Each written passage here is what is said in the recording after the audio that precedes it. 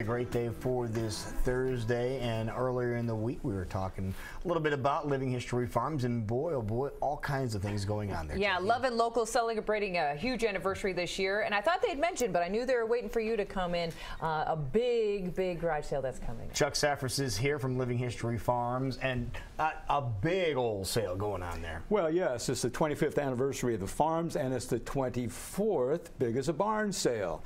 It got that barn sale name because the first one was actually held in the Flynn barn. Sure. Oh, okay. But we kept getting bigger, and we finally had to find a bigger venue, and we have lots of merchandise again for sale. All righty. Now, you said you had to find a bigger venue, so where we expanded to? To the Murray Conference Center, which is on the very far north side of the Living History Farms property, and we also have a big tent for the other stuff. So we've got several departments, all the way from linens to crafts to housewares, books, CDs, and then everything you might find in your garage is in the tent. Now, this starts up a little later on today, right? Yes, it starts at 9 o'clock today. So we got to get you back to work here.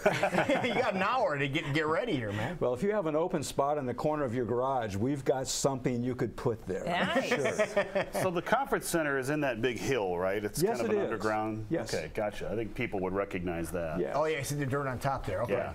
So if we wanted to check out the big barn sale, do we need to purchase a ticket to get into Living History Farms? No, entrance is free, and the main thing I would need to tell you is that you don't reach the Murray Conference Center by going through the main entrance. Okay. You have to get there off either Douglas coming from the east or Douglas Parkway coming from the west.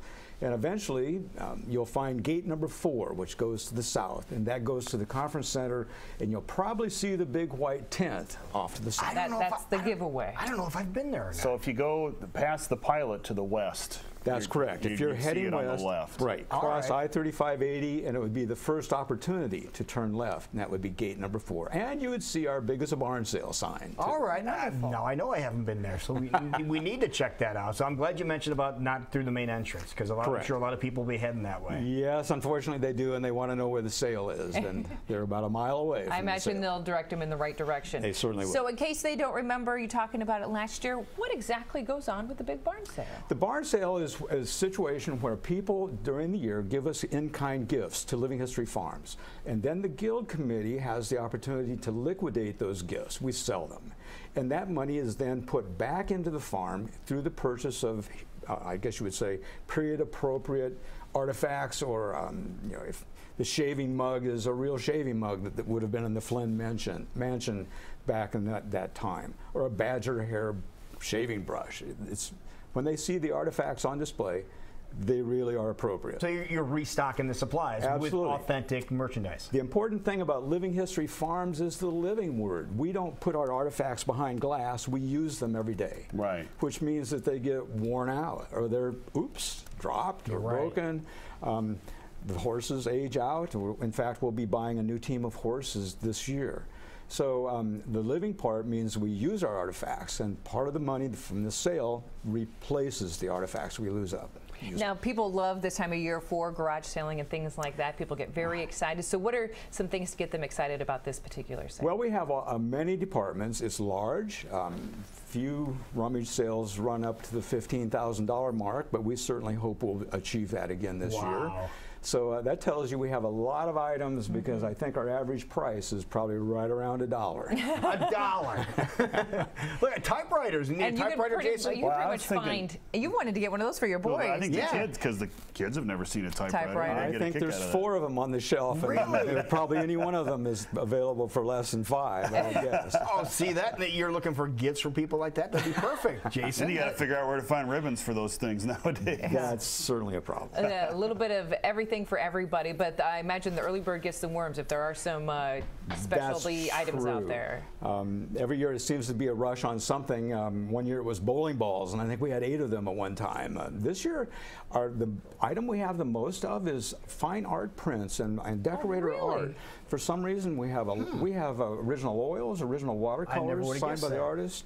several numbered prints, and those will probably go fast. I was going to say those will go quickly. Now, do people line up for this? Like today, will there be a line of people waiting to get in? I would guess that the line will be forming soon. Yes, indeed. There usually is a line of maybe 50 people waiting. 50 people, really? I can tell you for sure that they're stringing a piece of tape around the tent so that people can't wander in until we're ready. I'm sure. Wow. People trying to get the jump. Now, is this one of those situations where you need to have cash on hand, or can you accept credit cards? We and do checks and things accept like that? checks and cash, but we're not set up to check for credit cards. Okay, so make sure you bring cash or a checkbook with you if you want to get any of these great deals. Exactly. Now, besides some things we'll probably recognize, there's some other items that you guys put out that maybe you're like, I'm not exactly sure what this is, but it might go to a loving home. Every year we get a little collection of what's this, what is this, and what. And I've brought a couple along. Perfect.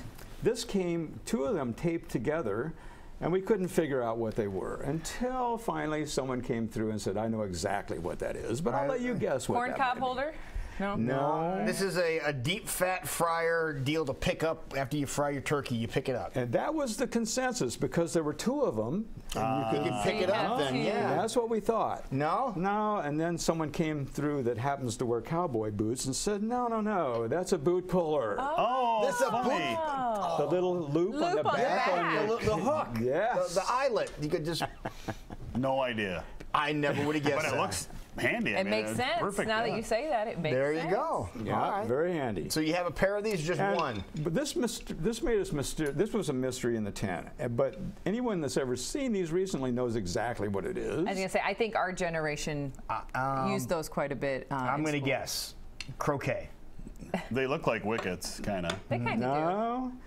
Well, we didn't know, but finally an elementary teacher came through and said, no, these are rhythm sticks. Rhythm sticks. Yeah. Whoop, careful.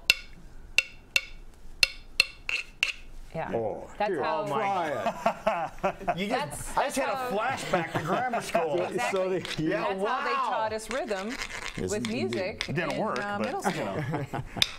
Yeah, we used to have to come up with combinations with those things and flip them and beat them and all that kind of You stuff. can imagine 10 or 15 students going like Yeah, oh, this would be drive people nuts. Those were This is fun. I great. enjoyed those in middle school. How about that? So Relive your childhood. So these are some of the items that you would have. a couple of them what we looked at and thought, oh my gosh, what are these This things? is cool. But you never know what you're going to find, do you? Actually, you open the box and our big task for the last 2 days has been to open and sort. Yeah. Some of it goes to the conference center with housewares or crafts or books. Some of it stays in the tent.